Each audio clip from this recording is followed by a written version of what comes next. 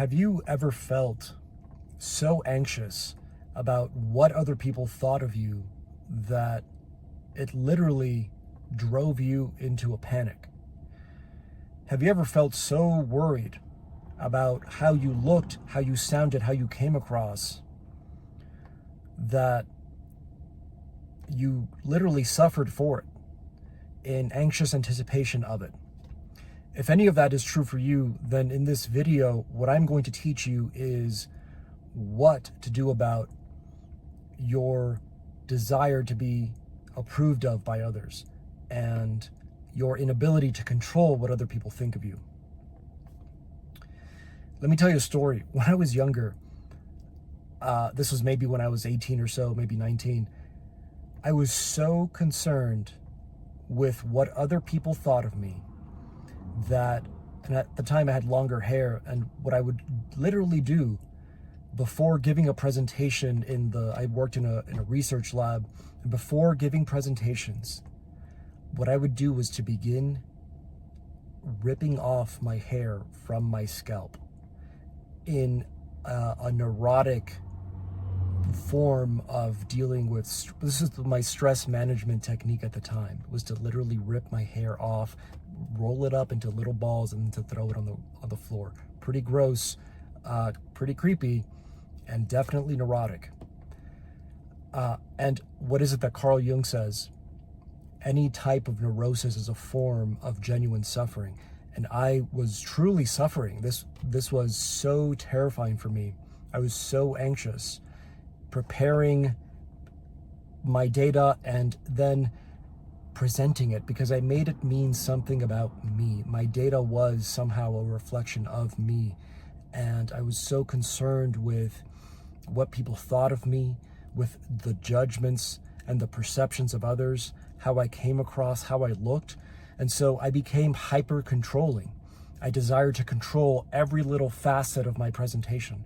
I desired to attempt to control other people's opinions of me by controlling myself, not realizing that that was the pattern. In me trying to control them, I controlled myself, and I wasn't free. So this went on for years for me, and a shift didn't happen until I found myself in a situation at work where I just genuinely did not feel free. My values were not being reflected back at me in the work environment I was in. And it got to a point where this constant seeking of validation simply stopped working. This pattern, this people pleaser, this validation seeker, the ways in which I was getting affirmed and approved of, and the way I was getting loved or attempting to get what I thought was love, stopped working for me. And I ended up eventually getting sick and tired of feeling sick and tired. And that's when I ended up discovering who I am without my story, who I am without the people pleaser. I realized I wasn't the people pleaser. I realized I wasn't the validation seeker. And that was so freeing that it's actually difficult to put into words. It ultimately led to me deciding to leave not just my job, but my career as a whole. And at the other side of this, what I ended up discovering was the freedom of self-affirmation, the freedom of self-approval or pre-approval, like a Chase credit card. Being pre-approved is something that I've gone on a journey to discover and to learn how to parent myself directly, rather than attempting to parent myself through other people, rather than attempting to control them, getting them to change or to see me a certain way so that I feel the way that I desire to feel. Dropping the middleman and just going directly to self-approval, going directly to self-validation. It's been a level of freedom that I've always yearned for, and I'm so grateful for the journey that I went through, because it was necessary. it was all necessary to get to where I got to. And this is a journey I invite you to go on. And the one other thing to say about this is there's tremendous value and there's tremendous self-affirmation in integrity.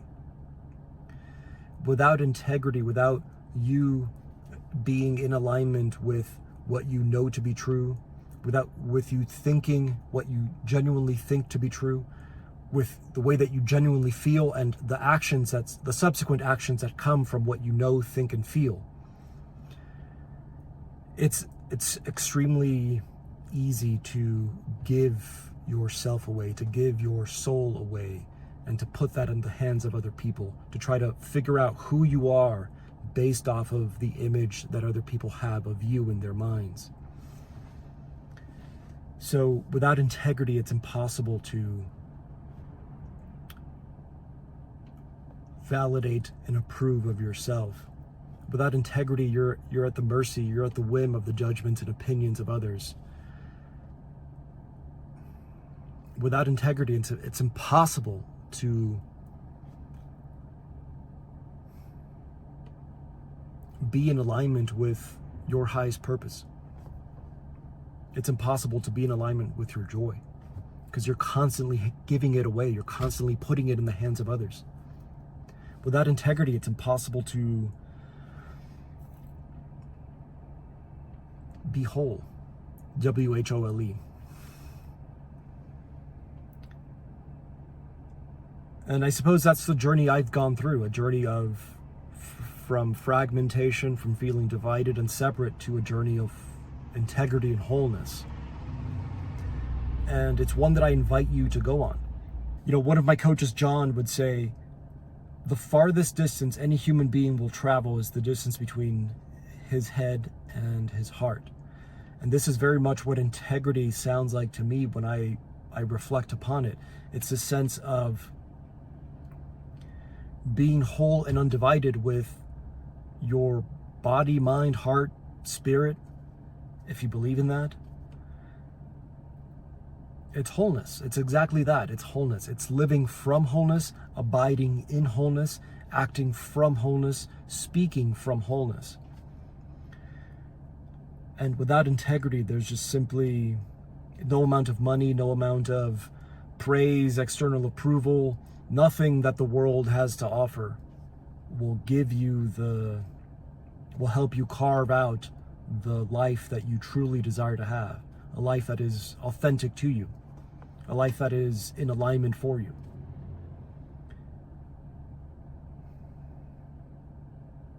Anyway, these are my 2 cents.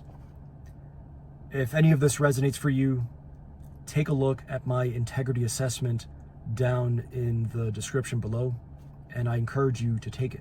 It'll show you where in your life you are living in integrity, where you're not, and what you can do about it.